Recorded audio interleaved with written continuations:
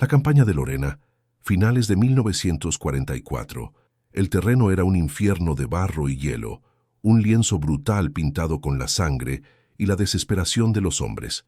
Para la infantería aliada que avanzaba con dificultad por el implacable territorio del noreste de Francia, cada paso adelante se sentía como una marcha hacia las fauces de una bestia insaciable. El aire estaba espeso con el hedor a cordita y miedo, y el eco constante y escalofriante de la artillería lejana servía de macabro arrullo. Pero por encima de todo estaba el estruendo, un gruñido profundo y gutural que vibraba a través de la propia tierra, señalando la aproximación de algo mucho más aterrador que cualquier obús o nido de ametralladoras. Era el sonido del tanque Panther alemán. Estos gigantes de acero eran los depredadores por excelencia del campo de batalla, un testimonio aterrador de la ingeniería alemana. Su grueso blindaje frontal inclinado parecía impenetrable, resistiendo los proyectiles que convertían tanques de menor calibre en chatarra. Sus cañones de alta velocidad de 75 milímetros escupían la muerte con una precisión milimétrica a grandes distancias, desgarrando posiciones aliadas y convirtiendo pelotones enteros en recuerdos dispersos. Eran fantasmas en la neblina, apareciendo de la niebla de la guerra, desatando un torrente de fuego y luego desvaneciéndose en la oscuridad, dejando tras de sí solo destrucción y una profunda sensación de impotencia. Para los soldados estadounidenses que se enfrentaban a ellos, el Panther no era solo un tanque, era una fuerza indomable, un símbolo de un enemigo que, en esos momentos desesperados, se sentía verdaderamente invencible. ¿Cómo se lucha contra un enemigo que parece reírse de tus mejores esfuerzos? ¿Qué haces cuando las tácticas convencionales, perfeccionadas por años de entrenamiento y experiencia duramente ganada, resultan completamente inútiles contra un enemigo superior? Cuando cada enfrentamiento directo conduce a más bajas, más esperanzas destrozadas y la agonizante comprensión de que tus armas simplemente no son suficientes. Esta era la pregunta angustiosa que acechaba en cada trinchera, cada puesto de mando, cada soldado agotado en la campaña de Lorena. Era una pregunta que exigía una respuesta, sin importar cuán poco ortodoxa, cuán descabellada o cuán imposible pareciera, porque en medio de este brutal estancamiento, algo verdaderamente extraño comenzó a suceder. Un susurro, luego un rumor, luego un patrón innegable surgió de la niebla de la guerra. Los tanques Panther, esos temidos titanes del campo de batalla, estaban siendo encontrados incapacitados. No por el atronador impacto de un proyectil antitanque, no por la carga explosiva de un bazooka, y ciertamente no por los esfuerzos directos y fútiles de un fusilero. No, los tanques en sí a menudo estaban en gran parte intactos, su formidable blindaje sin perforar. Sin embargo, sus artilleros habían desaparecido, desvanecidos, neutralizados. 17 de ellos, para ser precisos, a lo largo de un período de semanas angustiosas. 17 artilleros de tanque alemanes altamente entrenados, neutralizados no por un asalto frontal, sino por algo mucho más sutil, mucho más insidioso y completamente desconcertante para ambos bandos. Desafiaba toda lógica, toda doctrina militar conocida. ¿Cómo podía ser tal cosa? El enemigo no podía entenderlo. El alto mando aliado, al principio, lo descartó como una anomalía estadística, una serie de accidentes extraños, o tal vez incluso una nueva y secreta táctica alemana que aún no podían comprender. Pero el patrón persistía, volviéndose demasiado evidente para ignorarlo. Cada vez la historia era la misma. Un tanque Panther, su tripulación de alguna manera inutilizada, su cañón mortal silenciado, pero sin daño visible en su casco pesadamente blindado. El misterio se profundizó con cada nuevo informe. No era solo que los artilleros se habían ido, era cómo se habían ido. No había agujeros de bala en el blindaje principal, ni explosiones reveladoras. Era como si simplemente hubieran dejado de funcionar desde el interior de sus caparazones de acero. El único hilo conductor, un susurro transmitido entre soldados, era la mención de algo loco, algo que involucraba rocas y ángulos imposibles. Un truco tan audaz, tan poco convencional, que rayaba en la locura. Esto no se trataba de fuerza bruta, Esto no se trataba de potencia de fuego abrumadora. Se trataba de algo más. Algo nacido no de la guerra convencional, sino del ingenio desesperado, de una comprensión casi obsesiva de la física y una fe inquebrantable en una idea que todos los demás descartaron como una fantasía suicida. Esta es la historia de cómo un solitario francotirador estadounidense, un hombre cuyas tranquilas observaciones y pensamiento poco ortodoxo a menudo se confundían con excentricidad, logró cambiar el rumbo contra los tanques Panther aparentemente invencibles, no luchando contra ellos de frente, sino superándolos de una manera que nadie podría haber predicho.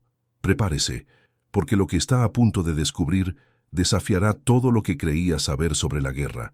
Es una historia de probabilidades imposibles, convicción inquebrantable y un golpe de genio tan audaz que le valió el ridículo de sus superiores antes de ganarse su respeto a regañadientes. Es la historia del sargento Elias Vance y el loco truco del rebote con rocas que hizo desaparecer a 17 artilleros Panther, alterando fundamentalmente la desesperada lucha por Lorena. El frío e implacable invierno de 1944 se había cernido sobre la región de Lorena como un sudario, reflejando la sombría realidad que enfrentaban las fuerzas aliadas. Cada kilómetro ganado se pagaba con sangre, cada objetivo estratégico era una lucha monumental. Las fuerzas alemanas, aunque golpeadas, seguían siendo un formidable oponente, su determinación endurecida por la defensa de su patria. Y a la vanguardia de sus formaciones defensivas estaban los tanques Panther, fortalezas rodantes que infundían terror con cada avance de oruga. Su sola presencia podía detener una ofensiva. Su grueso blindaje frontal, inclinado en un ángulo agudo, ofrecía una protección superior contra la mayoría de las armas antitanque aliadas, lo que los hacía increíblemente difíciles de destruir desde el frente. Un enfrentamiento frontal con un Panther era a menudo una sentencia de muerte para la tripulación de un Sherman aliado, cuyos tanques eran notoriamente superados en blindaje y potencia de fuego. El cañón KWK-42 L70 de 75 mm de alta velocidad del Panther podía perforar el blindaje de prácticamente cualquier tanque aliado a distancias significativas, a menudo antes de que el tanque aliado tuviera siquiera la oportunidad de acercarse a una distancia de tiro efectiva. Esta disparidad tecnológica no era solo una desventaja táctica, era un arma psicológica, erosionando la moral y fomentando una sensación de pavor entre la infantería estadounidense. Imagine estar inmovilizado, la tierra temblando bajo usted, mientras la silueta de un Panther emerge de la niebla matutina. Su motor ruge, un gruñido mecánico y profundo que parece burlarse de sus oraciones desesperadas. Escucha el agudo zumbido mientras su torreta gira, el cañón de su arma oscilando lentamente para apuntar a su posición. Hay un destello, un estruendo ensordecedor, y luego el mundo explota a su alrededor. La metralla rasga el aire, los árboles se astillan, el suelo estalla en un geyser de barro y nieve, y luego, antes de que pueda siquiera recuperar el aliento, aparece otro y otro. Este asalto implacable, este desfile aparentemente interminable de acero, era la sombría realidad que oprimía a cada soldado estadounidense. La sabiduría convencional, las tácticas establecidas, todo fallaba contra la potencia del Panther. Era un problema que aplastaba el espíritu, una pesadilla táctica que exigía una solución radical, un avance tan audaz que desafiaría la creencia. Y en medio de esta desesperación, una solución, o al menos el atisbo de una, comenzó a formarse en la mente de un hombre que era todo menos convencional. El sargento Elias Vance no era su fusilero típico, ni tampoco el estereotípico francotirador curtido y endurecido por la batalla. Era un hombre tranquilo, hasta el punto de pasar desapercibido, una sombra entre la ruidosa camaradería de las filas estadounidenses. Su uniforme estaba siempre meticulosamente cuidado. Su rifle, un Springfield, era una extensión de su propia mano firme, pero su verdadera arma no era solo su puntería, era su mente. Vance poseía una habilidad casi misteriosa para observar, para ver patrones y posibilidades donde otros solo veían caos. No era un hombre de grandes declaraciones o discursos heroicos. Era un observador, un estudiante meticuloso del mundo que lo rodeaba. Antes de que la guerra lo arrastrara al barro helado de Francia, Vance había sido un aprendiz de maquinista en un pequeño pueblo industrial de Ohio. Pasaba sus días rodeado de engranajes, palancas y las tolerancias precisas del trabajo del metal, aprendiendo la sutil danza de la fuerza y la resistencia, los arcos predecibles de los proyectiles, la forma en que los materiales reaccionaban al impacto. Era el tipo de joven que pasaba horas tirando piedras sobre un estanque, no solo por diversión, sino para comprender los ángulos, el chapoteo, la forma en que la piedra besaba la superficie y saltaba de nuevo. Esta formación, muy alejada de las academias militares, había afinado su mente hasta convertirla en un instrumento de pensamiento analítico. Sus compañeros a menudo lo encontraban excéntrico, perdido en sus pensamientos, dibujando diagramas en la tierra o murmurando sobre trayectorias cuando otros estaban bromeando o quejándose de las raciones. A veces lo llamaban profesor, no del todo con afecto, pero con un respeto a regañadientes por sus extrañas percepciones. Pero en Lorena, su tranquila observación adquirió una nueva y desesperada urgencia. Vio caer a sus compañeros. Fue testigo del efecto desmoralizador de los Panther. Sintió el frío agarre de la impotencia. Cada Sherman inutilizado, cada patrulla perdida, alimentaba una necesidad ardiente dentro de él de encontrar una respuesta, algo más allá de los inútiles enfrentamientos directos. Vio el problema no como un obstáculo insuperable, sino como una ecuación compleja esperando ser resuelta. Estudió los tanques Panther no solo como blindaje enemigo, sino como máquinas con vulnerabilidades, incluso si esas vulnerabilidades no eran obvias de inmediato. Observó el terreno, las rocas, la tierra helada, la forma en que se comportaba una bala cuando golpeaba diferentes superficies. Estaba buscando una ventaja, una laguna en la lógica aparentemente impenetrable de la guerra de tanques, y entonces una idea, tan extravagante que rozaba la locura, comenzó a consolidarse. Vio los visores del Panther, las escotillas abiertas del comandante, que a veces ofrecían un destello fugaz de una cabeza humana, y el blindaje grueso e inflexible que los rodeaba. Vio las rocas, el hormigón destrozado, la tierra compactada del paisaje marcado por la batalla. ¿Qué pasaría, razonó, si no golpeabas el tanque directamente? ¿Qué pasaría si usabas el entorno mismo como arma? ¿Qué pasaría si una bala, disparada en un ángulo preciso, pudiera rebotar en una superficie dura, cambiando su trayectoria lo suficiente como para sortear el grueso blindaje frontal y encontrar un blanco blando dentro? Estaba a un paso de la locura, un concepto que iba en contra de todo lo enseñado en la escuela de francotiradores. Cuando Vance finalmente presentó su teoría, no con fanfarria sino con una convicción tranquila, casi vacilante, la reacción fue exactamente la que esperaba. El capitán Miller, un oficial severo y pragmático que había visto morir a demasiados hombres buenos, escuchó con una creciente expresión de incredulidad. «Sargento Vance», comenzó Miller, con la voz teñida de una mezcla de agotamiento y exasperación. ¿Está sugiriendo seriamente que empecemos a jugar al billar con balas? ¿Quiere hacer rebotar proyectiles en rocas para alcanzar a un artillero dentro de un Panther? Eso no es una táctica, sargento, es una fantasía.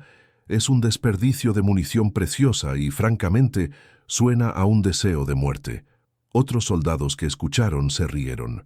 Lo siguiente será que pida balas de goma, bromeó uno, ganando algunas risas cansadas. El escepticismo era palpable, una pesada manta de duda que amenazaba con sofocar la idea incipiente de Vance. Lo vieron como algo absurdo, un hombre desesperado agarrándose a un clavo ardiendo, demasiado tiempo solo en las trincheras, haciéndole perder el contacto con la realidad. Miller, siempre pragmático, solo vio el peligro. Necesitamos soluciones, Vance, no trucos de magia. Estamos perdiendo hombres aquí. Concéntrese en lo que podemos hacer, no en lo que un libro de texto de física dice que podría suceder en condiciones perfectas. Vance, sin embargo, se mantuvo firme. Sabía que las probabilidades eran astronómicas, el concepto ridiculizado, pero también sabía que los métodos convencionales estaban fallando. Su convicción, Un fuego tranquilo que ardía bajo su reservado exterior era impermeable a sus dudas. Había visto suficiente desesperación como para saber que a veces la idea más loca era la única que quedaba. Los desafíos a los que se enfrentaba Vance eran inmensos, una verdadera cordillera de obstáculos técnicos y logísticos. Primero, estaba la pura física del asunto. Calcular el ángulo preciso de impacto para un rebote, teniendo en cuenta la velocidad de la bala, su giro, la naturaleza impredecible de las diferentes composiciones de las rocas y las variables siempre presentes del viento y la gravedad, era una pesadilla de cálculos complejos que debían realizarse en fracciones de segundo bajo la presión más extrema. Unos pocos grados de desviación, un ligero error de cálculo de la superficie de la roca, y la bala se desviaría inofensivamente hacia el cielo o se haría añicos en 1000 fragmentos inútiles. El margen de error era más estrecho que la propia tronera del visor, quizás unos pocos centímetros como máximo. Luego estaban los obstáculos logísticos y psicológicos. Encontrar la superficie de rebote ideal, una roca o un trozo de escombro perfectamente posicionado en relación con la trayectoria de un Panther y el punto de mira de un francotirador, era como buscar una aguja en un pajar en un vasto campo de batalla. Tales oportunidades eran raras, fugaces y exigían paciencia y sigilo extremos. Necesitaba estar lo suficientemente cerca para la precisión, pero lo suficientemente lejos para pasar desapercibido por las tripulaciones alemanas siempre vigilantes. La amenaza constante del fuego enemigo, el rugido de los tanques, el chasquido de los rifles, todo añadía capas de ruido y caos a una tarea ya imposible. Incluso con el aumento de las bajas, la estructura de mando, particularmente el capitán Miller, veía la propuesta de Vance como una apuesta desesperada y no probada. La idea de un francotirador, un solo hombre con un rifle, superando a un tanque Panther con un tiro de billar, simplemente no encajaba en su endurecida comprensión de la guerra.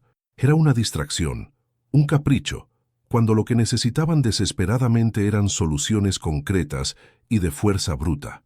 La pura audacia, la elegancia casi poética de usar una simple bala y una roca contra el poder del blindaje alemán, estaba demasiado fuera de lo común para hombres cuyas vidas dependían de tácticas predecibles y repetibles.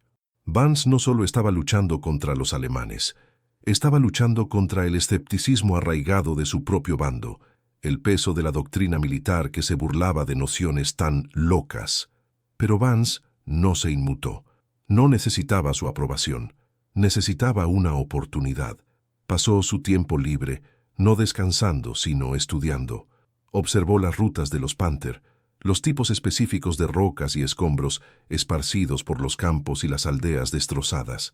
Mapeó mentalmente las trayectorias, calculando ángulos con un enfoque casi obsesivo, como si el campo de batalla mismo fuera un problema de geometría gigante y mortal. Conocía las variables, las propiedades balísticas del proyectil M2.30 Seor 6, el ángulo óptimo para un rebote estable, la distancia exacta que viajaría la bala después del impacto. Estaba buscando la tormenta perfecta de circunstancias, un Panther en el lugar correcto, una roca en el ángulo correcto y una línea de visión clara, aunque indirecta, hacia una tronera de visor o una escotilla abierta. La oportunidad finalmente se presentó en una mañana gélida y nublada. Un Panther solitario, separado de su columna, avanzaba con cautela a lo largo de un muro de piedra en ruinas, su cañón escudriñando la línea de árboles. Vance, oculto en una zanja cubierta de nieve, sintió el familiar zumbido de su motor a través de la tierra helada. Su aliento se elevó en el aire frío, pero sus manos estaban firmes. Había identificado su objetivo, un trozo de granito irregular, desgastado y firme, posicionado a unos 30 metros por delante de la trayectoria anticipada del tanque, ligeramente a la izquierda. Su objetivo dentro del tanque, la ranura del visor del artillero, una pequeña hendidura horizontal de apenas 5 centímetros de alto, a través de la cual el artillero miraba. Era un tiro que parecía imposible, incluso sin el rebote. Ajustó su mira telescópica, no directamente al tanque, sino al granito. Estimó el viento, la ligera pendiente ascendente del suelo, el momento preciso en que el Panther estaría perfectamente alineado. Los segundos se extendieron hasta la eternidad, cada latido del corazón un golpe de martillo contra sus costillas. Imaginó la trayectoria de la bala, salir del cañón, arquearse ligeramente, golpear el granito en un ángulo de roce casi perfecto, luego desviarse hacia adentro, un bumerán en miniatura y mortal. Exhaló lentamente, su dedo encontrando el gatillo. El mundo se redujo a ese granito, ese tanque, ese único y audaz plan. ¡Crack! El disparo fue seco, cortando la quietud de la mañana. Por un momento, nada. Luego un leve ping cuando la bala golpeó la roca. El Panther continuó su lento avance, pero solo unos pocos metros más. Bruscamente su motor falló y luego se detuvo. La torreta que había estado girando se detuvo a mitad de camino. Un momento de silencio escalofriante descendió, roto solo por los sonidos distantes de la batalla más amplia. Luego una escotilla en la torreta del Panther se abrió lentamente, y un soldado alemán, probablemente el comandante, se asomó, escudriñando los alrededores con una expresión desconcertada. Parecía confundido, luego frustrado, y luego comenzó a gritar órdenes dentro del tanque. En cuestión de minutos, emergieron 2 tripulantes más, uno apoyando a un tercero, que se agarraba la cara, la sangre filtrándose entre sus dedos. Era el artillero. Estaba desorientado, claramente herido, pero vivo. El tanque no estaba destruido, su blindaje intacto, pero su arma principal, su aterrador cañón, ahora era inútil. El artillero, los ojos y el dedo en el gatillo del Panther, estaba fuera de combate. La noticia del incidente se filtró a través de las líneas. El capitán Miller inicialmente se mostró desdeñoso. Golpe de suerte, refunfuñó, sacudiendo la cabeza. Pura coincidencia. El hombre probablemente tropezó con una roca y Vance casualmente disparó en el momento justo. La idea de un rebote deliberado era demasiado fantástica para ser creída, pero Vance lo sabía. Y lo que es más importante, el artillero estaba fuera. El tanque estaba lisiado. Los días se convirtieron en semanas y las coincidencias comenzaron a acumularse.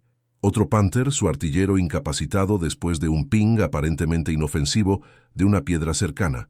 Luego otro, encontrado con su tripulación desorientada, el artillero sangrando por una herida extraña que desafiaba toda explicación, sin impactos directos en el casco, sin residuos de armas antitanque, solo un cañón silenciado y un artillero desaparecido o herido.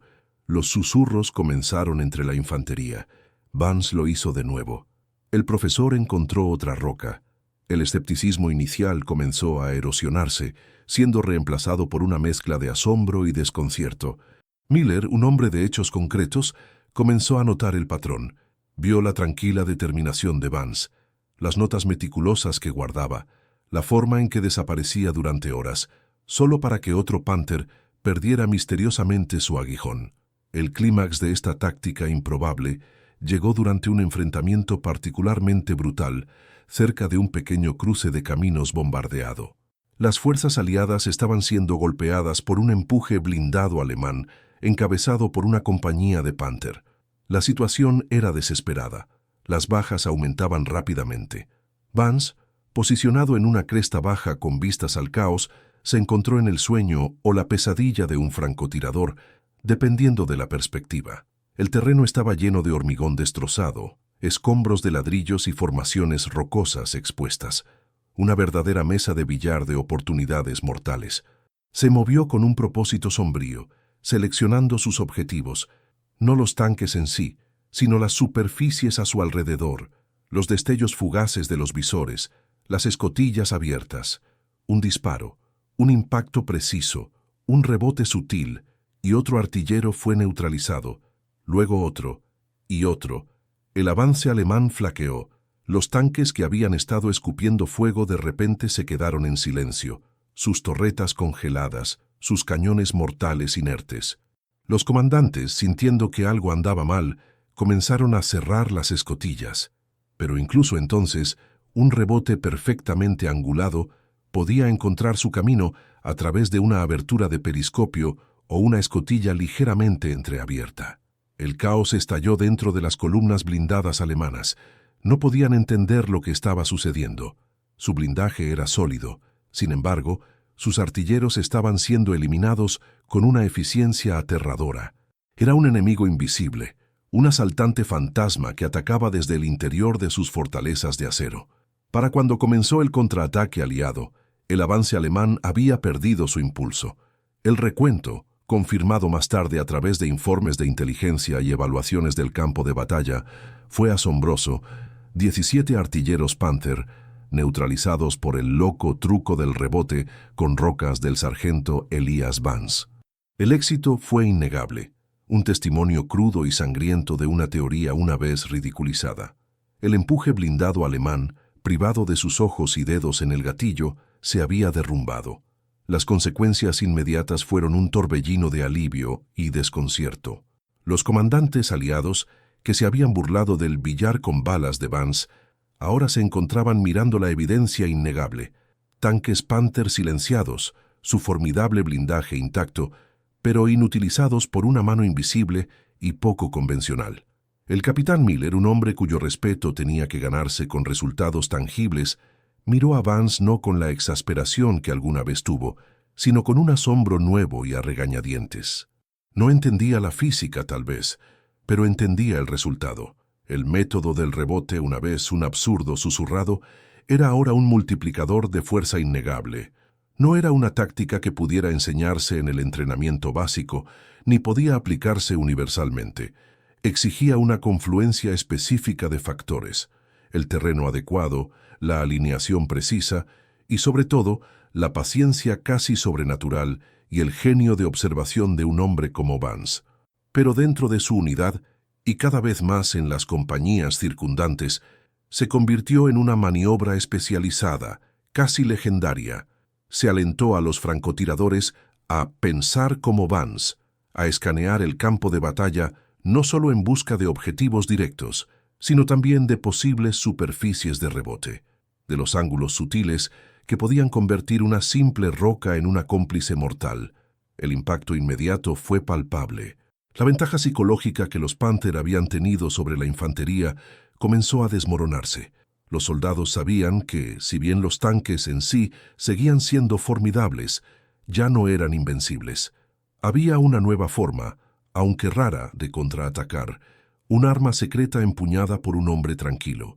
Las bajas contra los ataques del Panther en el sector de Vance experimentaron una marcada disminución. No se trataba de destruir el tanque, sino de neutralizar su componente más peligroso, su capacidad de ver y disparar.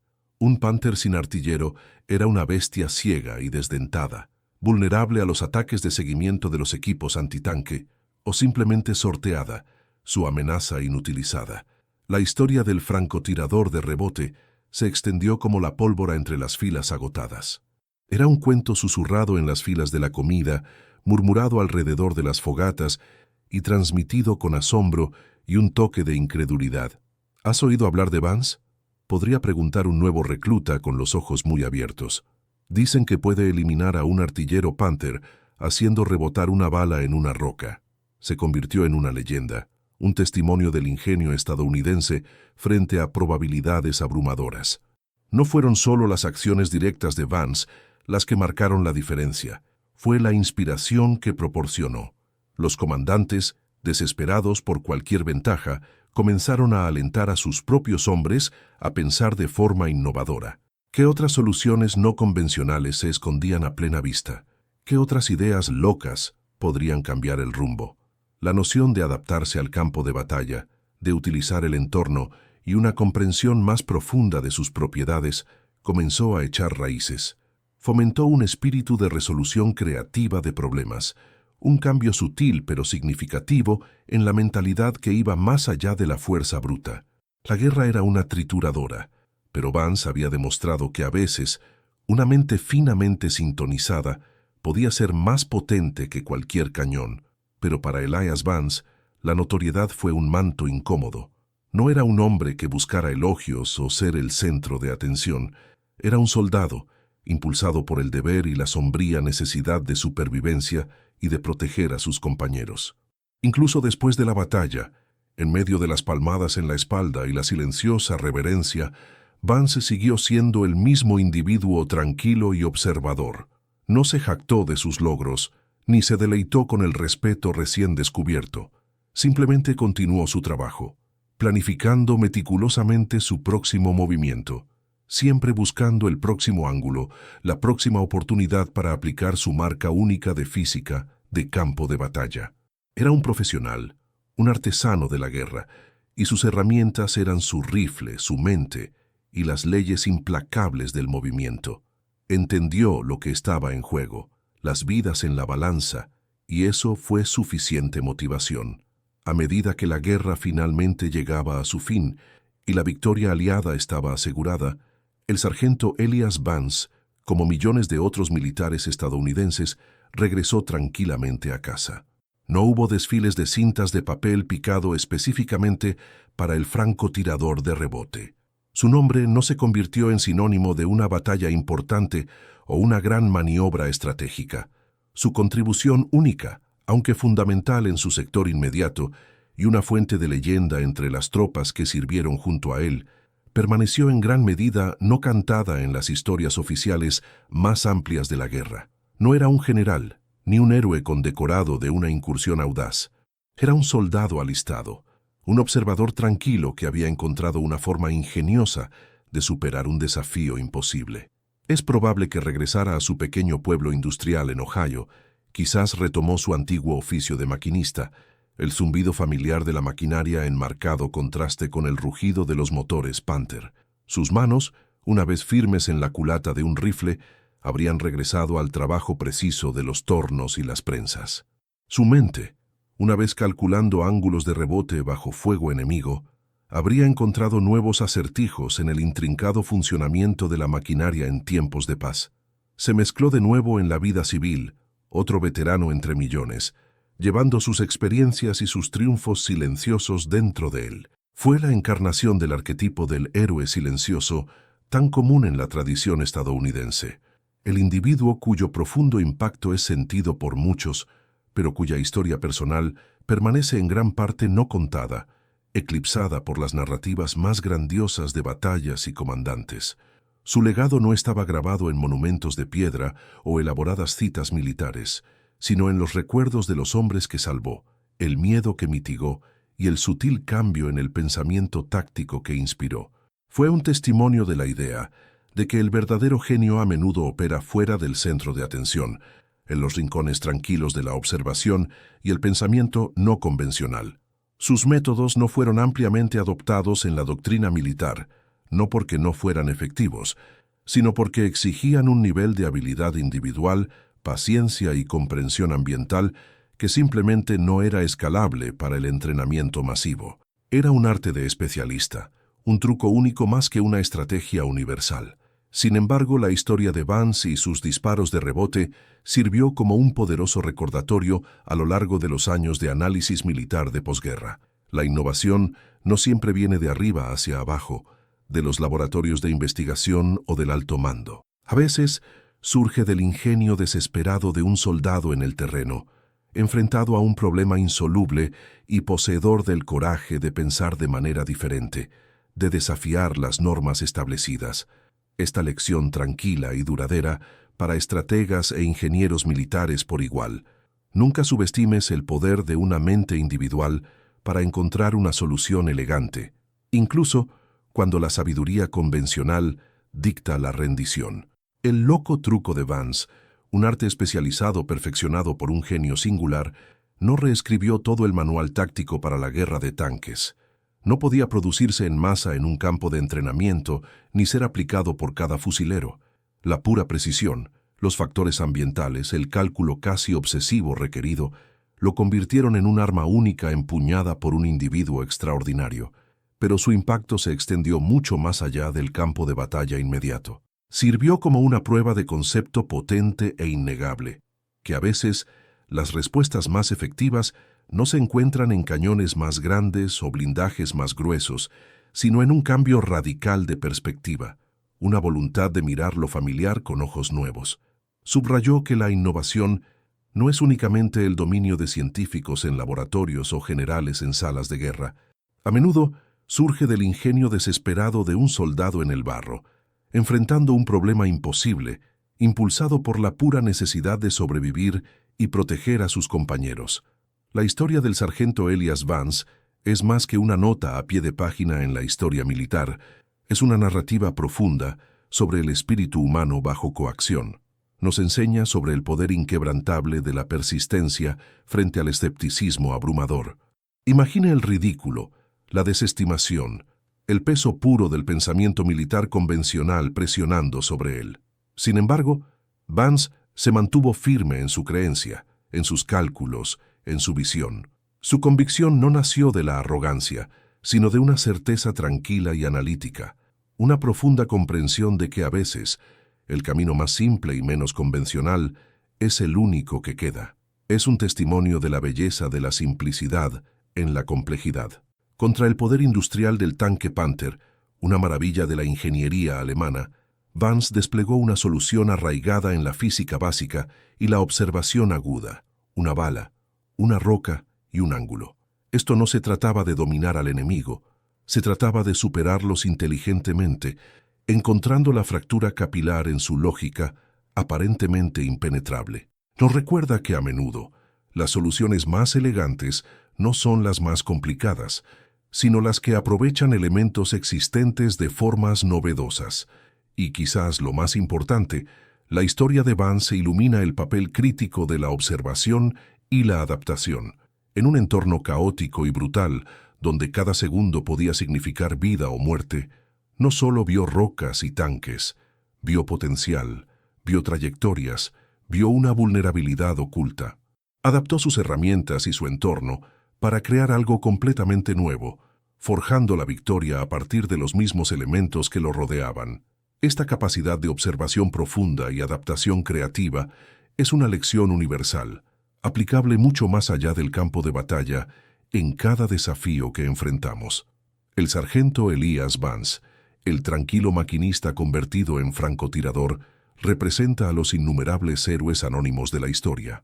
Puede que su nombre no resuene en todas las aulas ni aparezca de manera destacada en todos los documentales, pero sus acciones, su loco truco del rebote con rocas, salvaron vidas innegablemente y cambiaron el rumbo en un rincón desesperado de la campaña de Lorena.